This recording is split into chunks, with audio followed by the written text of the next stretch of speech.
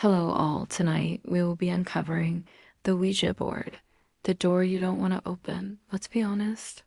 Most people who pick up a Ouija board think they're about to have a cute little supernatural chat, a light vibe, a fun experiment. But here's the truth. You're not just opening a board, you're opening a door. And once you open a door in the spiritual realm, you don't get to control who walks through it. But I just wanted to talk to my grandma. I know, that's what everyone says. But the spiritual realm doesn't work like a customer service hotline where you can request one specific soul and get transferred politely. It's more like shouting into the dark and hoping the thing that answers has good intentions. And that's not discernment, that's spiritual gambling. The door problem. Here's the part people underestimate.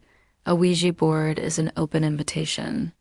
Not a filtered one, not a protected one, not a guided one, just open. And when you open a door without intention, boundaries, or spiritual authority, you're basically saying, anyone out there? Come on in. And later you're sitting there like, I wish I never did that. The regret factor. Most people who mess with a Ouija board eventually say some version of, I wish I hadn't. I didn't expect that. I didn't feel right afterward.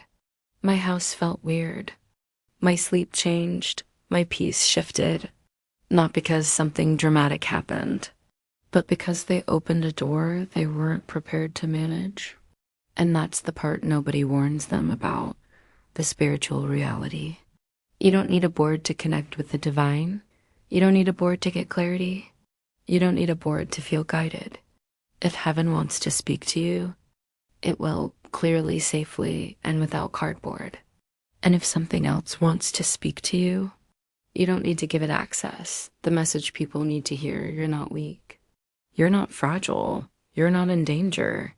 But you're responsible for the doors you open, and some doors are better left closed. Not out of fear, but out of wisdom. The part where I tell you what to do with that Ouija board safely. Listen, if you've got a Ouija board in your house, let me say this gently. Why? For what? For who? And at what cost to your peace? Because spiritually speaking, that thing is like keeping a window cracked open during hurricane season and then wondering why your curtains keep moving. You don't need it. You don't benefit from it. And you definitely don't want the energy it invites, so the best place for it, somewhere far away from your spirit, your home, and your sanity. And the safest, simplest, most responsible option, the trash.the dumpster.the goodbye forever zone. Not because it's cursed, not because it's haunted, but because you deserve a peaceful home and that board doesn't contribute to that in any way. The spiritually mature version of burn it, you don't need fire, you don't need rituals. You don't need theatrics. You just need a decision.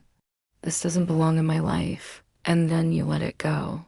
The same way you'd let go of toxic exes, expired food, and clothes that don't fit your spirit anymore. No drama, no fear, just boundaries. And if you must keep that Ouija board, at least store it somewhere appropriate, like the trash can, right between expired yogurt and all your past bad decisions.